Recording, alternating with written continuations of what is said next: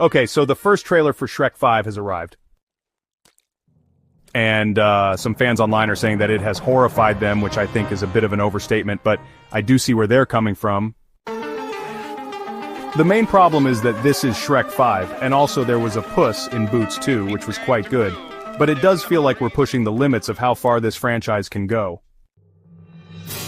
The trailer itself shows Shrek and Fiona seemingly miserable with their ogre children, and Shrek wishes that he could go back to his swamp days when he was all alone, and then Rumpelstiltskin shows up and seemingly offers him some sort of deal to do just that.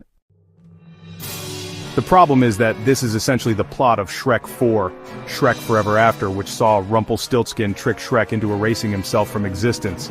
And it was up to Fiona to save him. It's the same plot. And so people are saying that this looks like creative bankruptcy, and I can see that, but at the same time, I mean, how many stories can you really tell about Shrek at this point? I think that the Puss in Boots movie was good because it was so far removed from the original Shrek. And it was, a decade later, and it had a different animation style. And it felt fresh. But this, if it is just Shrek, making a deal with Rumpelstiltskin to undo his family, I mean, it's the same thing we've already seen, and I think that's why people are unenthusiastic about it, even if the animation does look pretty good.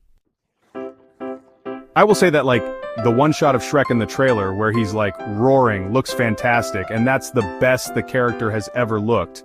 But the story just seems like a miss. I don't know, maybe it'll be good, I mean, who knows, but first impressions are not great, and I think people are just sort of tired of the idea that this franchise just keeps going on and on and on.